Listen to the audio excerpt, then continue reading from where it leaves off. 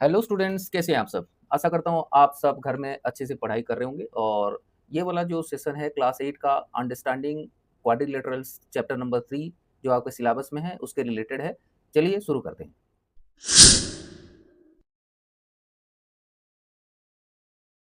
Understanding quadrilaterals के बारे में समझेंगे, ठीक है। अभी क्वाड्रिलेटरल्स जो रिलेटेड है मैं आपसे इंपॉर्टेंट्स है वही डिस्कस करेंगे, ठीक है। पहले बात तो ये जो कॉनकेव और कॉन्वेक्स ये जो पॉलीगन्स है तो इसके बारे में समझेंगे ये है क्या चीज़। पहले कॉन्वेक्स एंड कॉनकेव।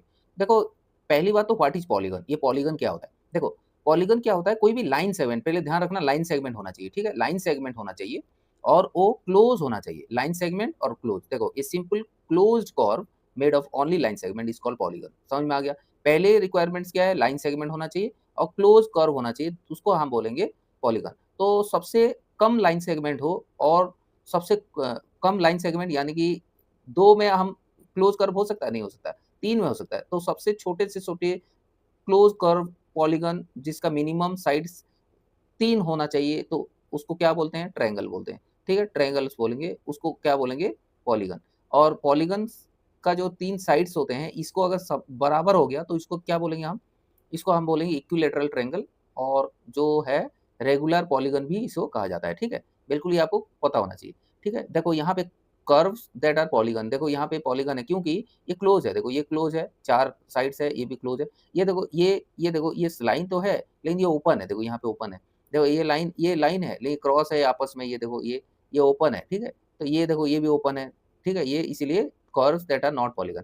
यहाँ पे देखो ये वाला पॉलीगन्स है, ये दोनों जो है ये पॉलीगन है, देखो क्लोज कर्व है इसलिए पॉलीगन है। तो अभी सवाल उठता है कि कॉनकेव पॉलीगन क्या है और कॉन्वेक्स पॉलीगन, कॉनकेव और कॉन्वेक्स पॉलीगन क्या है। देखो कॉन्वेक्स, जो कॉनकेव मींस जो खड्डे जिसमें होगा ना, खड्डा जिसमें खड्डे होंगे वो कॉनकेव है। देखो यहाँ पे ये खड्डे हैं, देखो यहाँ पे ये से ऐसे अंदर घुसा हुआ है, जिसमें घुसा हुआ है ऐसे करके घुसा हुआ है, ठीक है। जहाँ पे घुसे हुए हैं ना ये सब कनकेव है, ठीक है, कनकेव, ठीक है, जहाँ घुसे हुए हैं, ठीक है। और जहाँ पे उभरे हुए हैं, देखो ये जैसे कहीं पे घुसा हुआ नहीं है, यहाँ पे घुसे हुए नहीं है। अगर ऐसे होता तब तो कनकेव हो जाता, ठीक है। ये देखो भरे हुए हैं, ये भी भरा हुआ है, ये भी भरा हुआ है, ये जितना भी है कन्वेक्स है। आपको लेमन टर्म्स में बता दिया कि कैसे पहचानना है, ठीक है। अभी आगे बढ़ते हैं, ठीक है। अभी आगे बढ़ते हैं। रेगुलर पॉलीगन में बता दिया जिसका sides all sides are same, इसको रेगुलर पॉलीगन बोलेंगे। इरेगुलर पॉलीगन क्या है, जैसे मान लो जिसका ऑल साइड्स आर इक्वल नहीं है। जैसे मान लो यहाँ पे देखो ऑल साइड्स आर सेम है, ये ट्रायंगल है तो ये रेगुलर ट्रायंगल है।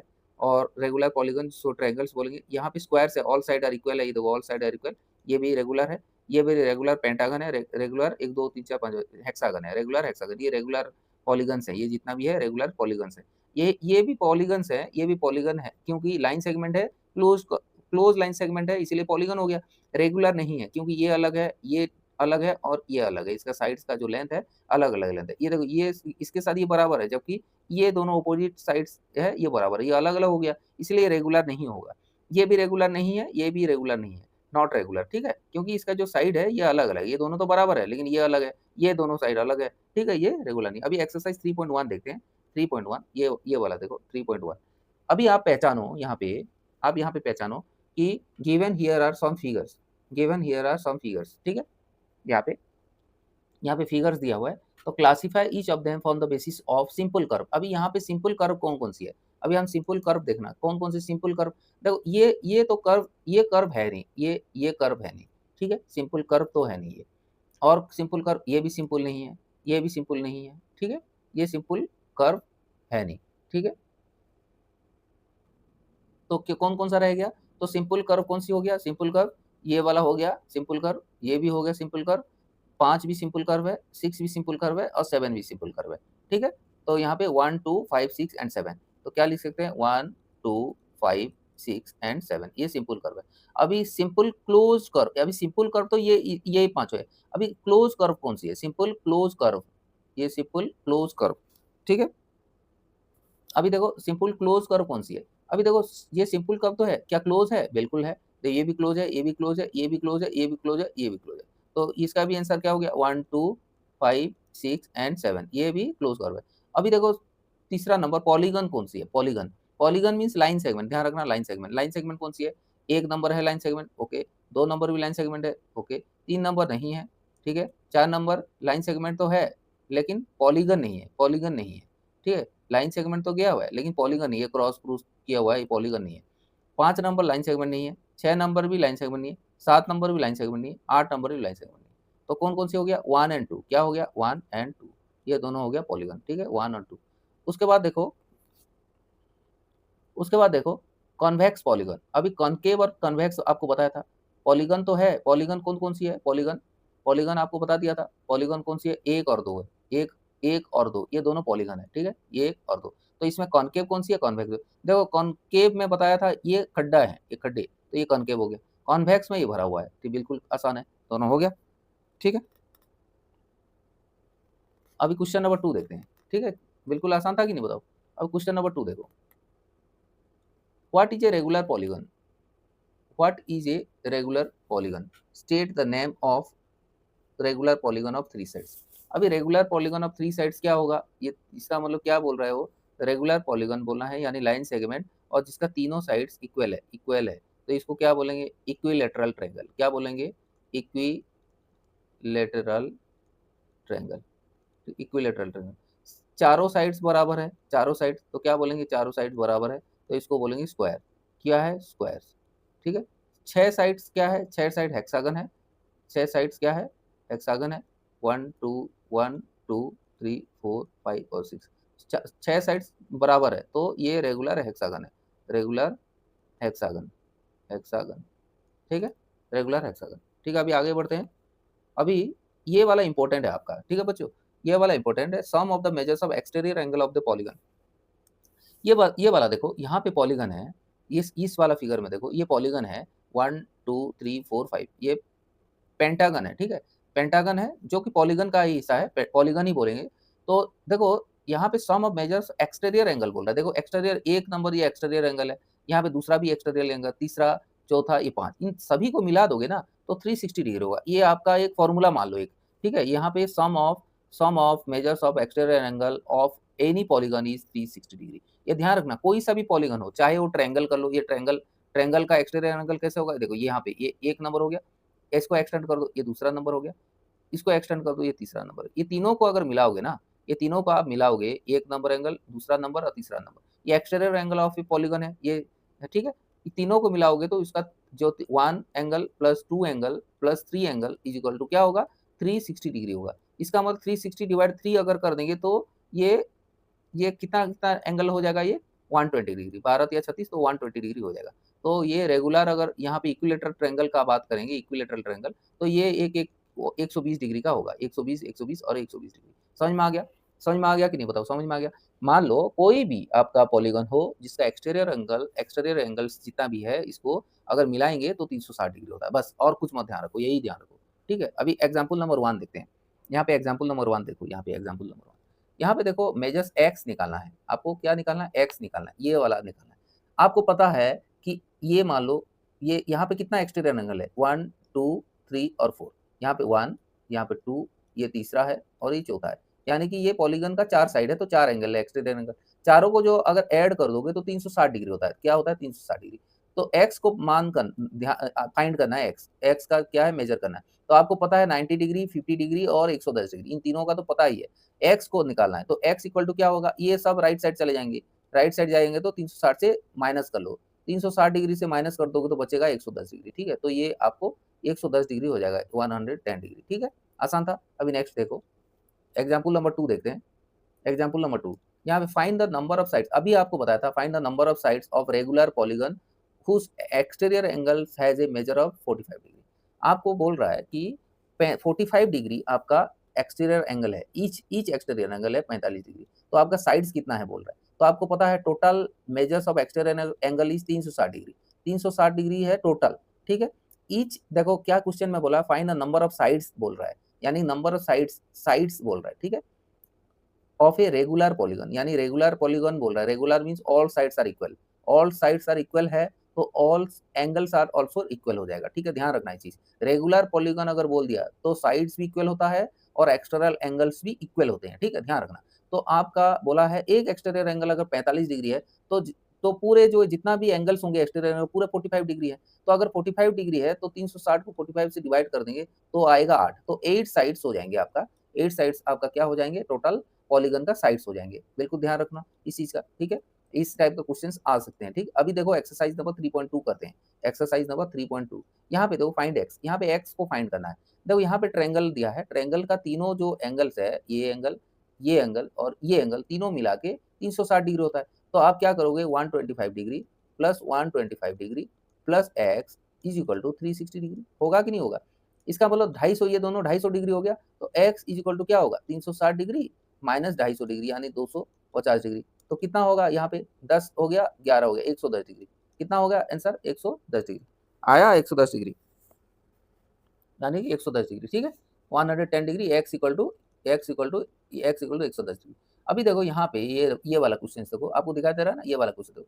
यहाँ पे एक्सटर्नल एंगल, यहाँ पे x निकालना है, यहाँ पे ये भी x है, ये भी x है, तो एक्सटर्नल एंगल निकालना है। तो एंगल क्या पता है आपको, ये बताओ। ये 90 डिग्री है, देखो ये 90 डिग्री है, ये तो ये भी 90 हो जाएगा, यहाँ पे 90 होगा, यहाँ पे, ठीक है। ये 90 डिग्री है तो ये वाला 90 डिग्री क्यों होगा, क्योंकि यहाँ पे ये सप्लीमेंट्री एंगल है। सप्लीमेंट्री मीन्स यहाँ पे ये दोनों एंगल मिलके 180 डिग्री होता है। तो ये अगर 90 डिग्री दिया है तो ये 90 डिग्री होगा, ठीक है, पता चल गया। अभी देखो यहाँ पे ऑलरेडी 90 डिग्री दिया है, यहाँ पे 90 डिग्री दिया, ठीक है, यहाँ पे 90, तो आप मिला लो। यहाँ पे ये 90 हो गया, 90 डिग्री प्लस ये दूसरा नंबर 60 डिग्री प्लस ये तीसरा 90 डिग्री, ठीक है, प्लस ये 70 डिग्री, ठीक है, plus x is equal to कितना होगा, एक्सटीरियर एंगल का सम क्या होता है, 360 डिग्री।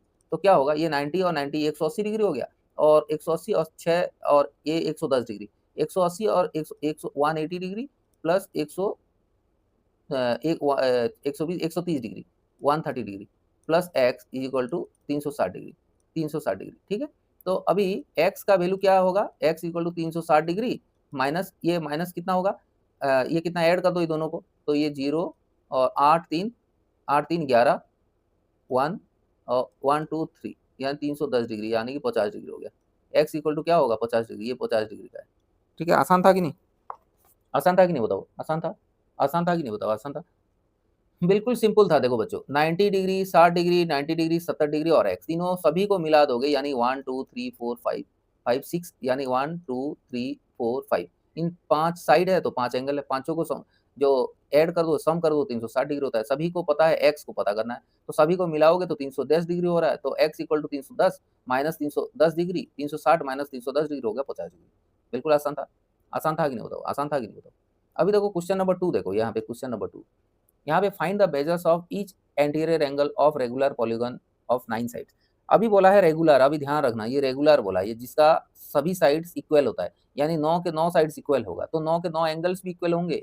तो अब measures of each extra angle बोला है, ये एंगल्स बोला है, तो एक्सटीरियर एंगल भी बराबर होंगे। तो कैसे होगा, यहाँ पे कुछ मत करो, 360 को 9 से डिवाइड दे दो, तो ये हो गया 40 डिग्री। कितना हो गया, 40 डिग्री। तो यहाँ पे क्या होगा, 9 जिसका 9 साइड है रेगुलर पॉलीगन है तो एक साइड 40-40 डिग्री का होगा। क्या किया हमने, 360 से 9 को डिवाइड कर दिया। अभी सेम 15 डिग्री 15 साइड 15 साइड है यानी हर साइड इक्वल है, तो हर एंगल्स भी इक्वल होंगे क्योंकि ये रेगुलर दिया है। तो आप क्या करोगे, 360 डिवाइड 15 कर लेना, तो 15 कर दोगे तो कितना हो जाएगा, कितना कितना एंगल्स हो जाएंगे, 360 से 15 डिवाइड दे दो तो कितना हो जाएगा, 24 डिग्री, 24 डिग्री हो जाएगा, ठीक है, 24 डिग्री।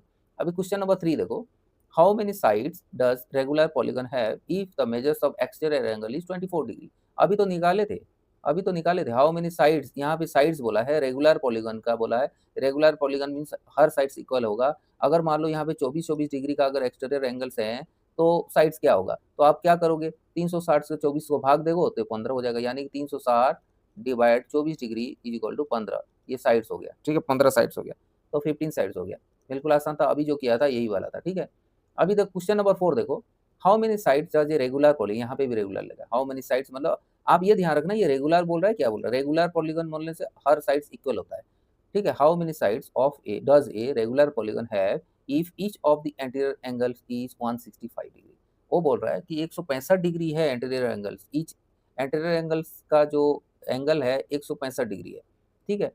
ईच ऑफ इट्स यानी ईच ऑफ इट्स मतलब एक एक एंटीरियर एंगल्स जो है 165 डिग्री है, तो how many sides of a regular polygon, ये साइड्स कितना होगा वो बोल रहा है। एक एंटीरियर एंगल अगर 165 डिग्री का है, एंटीरियर एंगल 165 डिग्री, समझा करो 165, ये वाला क्वेश्चन थोड़ा ट्रिकी है, आपको मैं समझाने की कोशिश कर रहा हूँ। देखो क्वेश्चन में क्या बोला है, आपको एक क्वेश्चन में ये बोर्ड में लाने का मकसद ये है कि आपको समझ में आ जाए, ठीक है।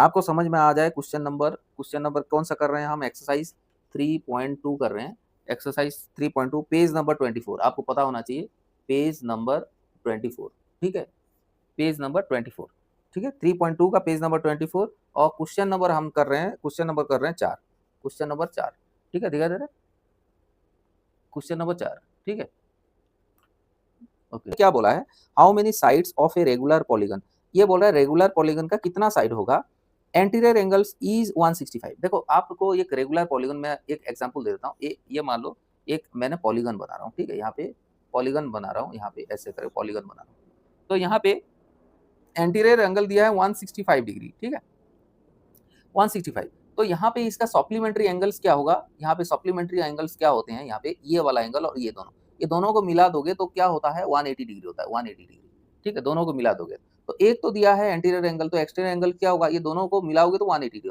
तो 165 डिग्री को यहाँ पे माइनस कर दोगे तो कितना बचा, 10 में से 5 गया 5 और यहाँ पे बचा 7, 7 बचा ना 7, तो 7 में से 6 गया 1, तो 15 डिग्री आ गया, ये वाला 15 डिग्री आ गया, तो एक्सटर्नल एंगल एक एक, क्योंकि यहाँ पे क्वेश्चन में दिया है कि रेगुलर पॉलीगन है तो एक एक एंगल 15 डिग्री है, तो 360 को अगर 360 डिग्री को अगर 15 डिग्री से भाग दे दोगे तो आएगा क्या है, 15 डिग्री से भाग दोगे तो 24 साइड्स हो जाएगा, 24 साइड्स हो जाएगा, यानी 24 साइड्स है, रेगुलर पॉलीगन का साइड्स 24 है, ठीक है। Question number 4, how many sides does a regular polygon have, तो कितना है 24 साइड्स हो जाएगा, ठीक है। क्वेश्चन नंबर 4 कैसे किया, समझ में आ गया कैसे किया, यानी कि एंटीरियर एंगल दिया है 165 डिग्री, तो एक्सटीरियर एंगल क्या होगा, तो हमें पता है एज ए सप्लीमेंट्री एंगल क्या है, supplementary angle sum of supplementary angle is 180 degree, 180 degree, तो so interior angle 165 degree plus x is equal to 180 degree, ऐसा है, तो implies that x is equal to होगा 15 डिग्री, तो आपको जब x 15 डिग्री यानी एक्सटीरियर एंगल निकल गया 15 डिग्री, तो sum of exterior angle is equal to 360 degree, तो sum of exterior angle is equal to 360 degree, तो क्या होगा, तो sides is equal to sum of exterior angle यानी 360 डिग्री डिवाइड एक्सटीरियर एंगल यानी 15 डिग्री इज इक्वल टू 24, ये हो गया साइड्स हो गया, ये साइड्स हो गया आंसर, बिल्कुल आसान था कि नहीं, बताओ आसान था, हाँ?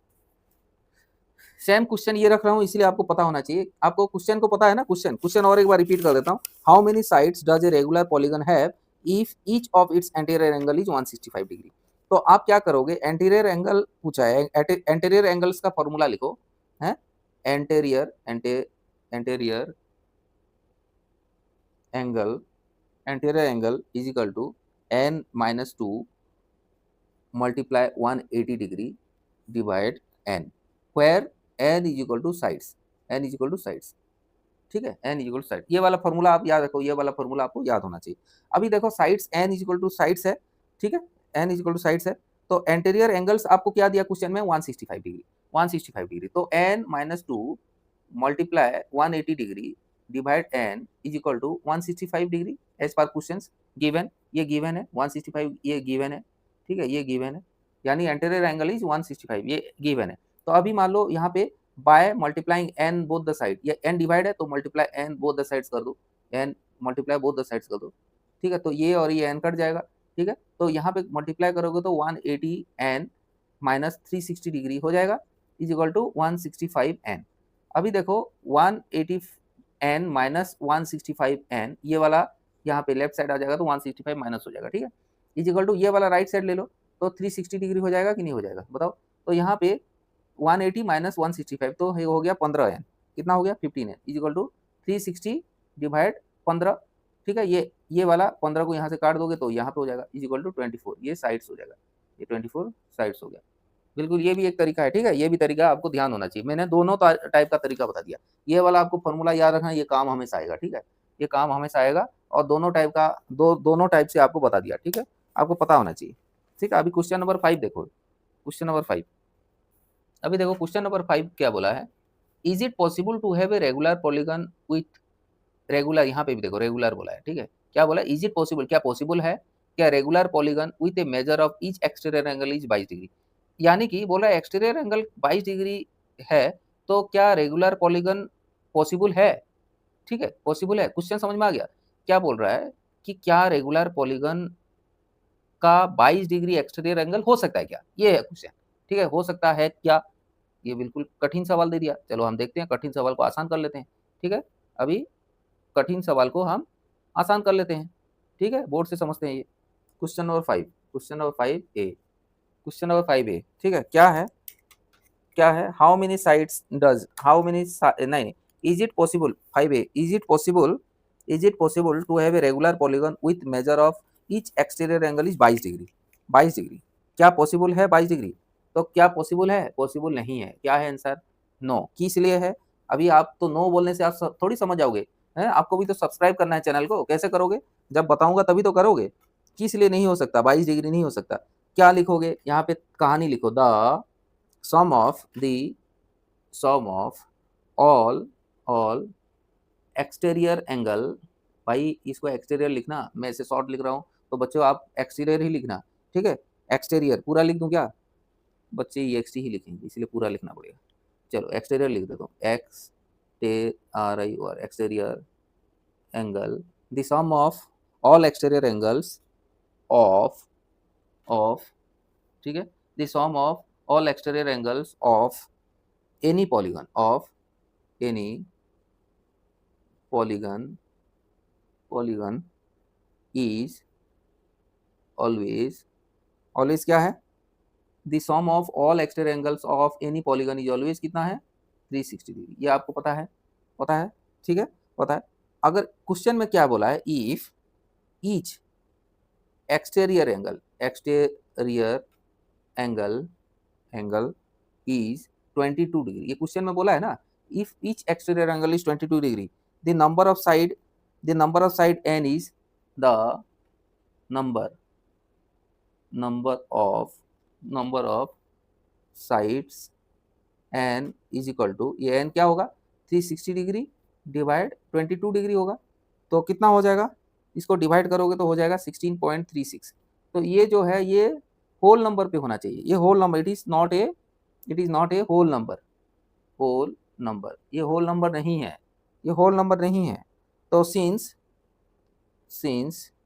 The number of sides must be a whole number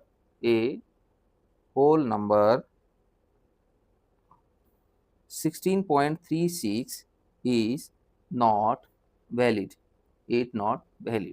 अभी समझ में आ गया? ये 16 पॉइंट, ये अगर 16 होता तो ये वैलिड होता, 16 ये होल नंबर नहीं है इसीलिए वैलिड नहीं है, ठीक है, समझ में आ गया? अभी क्वेश्चन नंबर 5 देखते हैं, 5 ए का, 5 ये क्या है, क्या अभी देख, अभी 5 ए तो हो चुका है, 5 ए हो गया। अभी देखो, can it be an interior angles of a regular polygon, ये जो 22 डिग्री बोला है, यहाँ पे यही इसी का क्वेश्चन का सेकंड पार्ट है, can it be an interior angle, क्या ये एंटीरियर एंगल पॉसिबल है फॉर ए रेगुलर पॉलीगन? क्या एंटीरियर एंगल पॉसिबल है? जैसे यहाँ पे एक्सटीरियर एंगल 22 डिग्री दिया है रेगुलर पॉलीगन का, अगर 22 डिग्री दिया है तो ये क्या interior angles of regular polygon possible है? Can it be an interior angle of a regular, ये एक्सटीरियर एंगल में तो पॉसिबल नहीं है, ठीक है, पॉसिबल नहीं है, लेकिन क्या एंटीरियर एंगल में पॉसिबल है? ठीक है, क्या एंटीरियर एंगल पॉसिबल है? चलो ये इसको भी देख लेते हैं, क्या पॉसिबल है या नहीं है, ठीक है। देखो question number 5 B, can it be an interior angle of regular polygon, क्या रेगुलर पॉलीगन का एंटीरियर एंगल पॉसिबल हो सकता है क्या? अगर एक्सटीरियर एंगल 22 डिग्री है तो ये नहीं हो सकता, पहली बात तो नहीं हो सकता। पहली बात तो साइड्स अलग अलग, कैसे पता चलेगा साइड्स अलग है?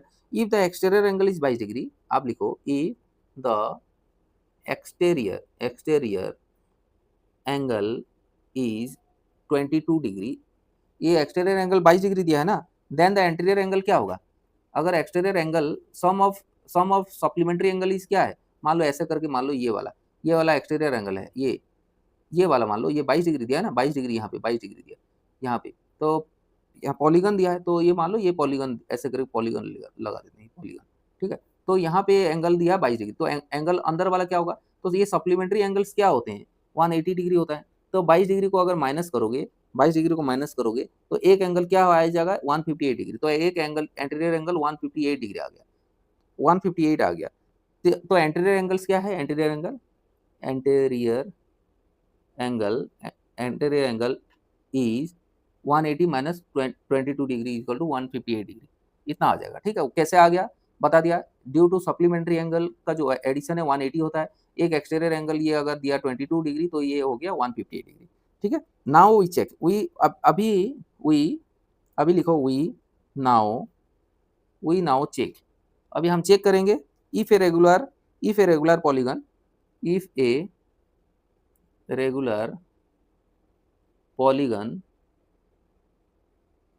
if a regular polygon can have 158 degree, क्या अभी हम चेक करेंगे regular polygon can have 158 degree as its interior angle, अभी हम चेक करेंगे हैं, कैसे चेक करें, क्या एंटीरियर एंगल 158 डिग्री हो सकता है, क्या हो सकता है, कैसे, कौन सा यूज, अभी फार्मूला क्या यूज फार्मूला क्या यूज करेंगे, अभी आपको बताया था फार्मूला क्या था, n-2 multiply 180 degree divide n is equal to sides था, ये एंगल्स था, एंटीरियर एंगल्स का फार्मूला था, तो एंटीरियर एंगल क्या है 158 डिग्री, ये एंटीरियर एंगल का फार्मूला है। ठीक है, ये एंटीरियर एंगल का फार्मूला है। ठीक है, अभी आपको बताया था, तो अभी इसमें फार्मूला में ये फार्मूला को सॉल्व करो, ये फार्मूला सॉल्व करो, यहाँ n को डिवाइड दे दो, यहाँ मल्टीप्लाई n करो, यहाँ मल्टीप्लाई n कर दो, तो ये n और n कट गया, तो यहाँ पे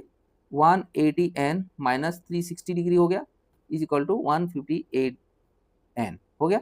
उसके बाद देखो 180n माइनस 158n, ये वाला लेफ्ट साइड में आएगा तो 158 इज इक्वल टू 360 डिग्री होगा कि नहीं होगा, होगा कि नहीं होगा, तो 180n माइनस 158n हो गया 22n is equal to 360 degree हो गया, 360 डिग्री हो गया, तो implies that n is equal to क्या होगा, n is equal to 360 degree divide 22 होगा, अगर 360 से 22 अगर डिवाइड कर दोगे तो आएगा यहाँ पे 16.36, 16 ये है साइड्स, ये साइड्स है, ठीक है साइड्स, ठीक है, ये क्या है, ये साइड्स है, ठीक है, तो अभी it does not give a whole number, ये क्या होल नंबर है क्या, ये साइड्स क्या होना चाहिए, ये होल नंबर होना चाहिए, ये it is not a whole number है, होल नंबर, ये क्या होल नंबर है, ये होल नंबर नहीं है, तो because it does not give a whole number of sides, ये पॉसिबल नहीं है, ये पॉसिबल नहीं है।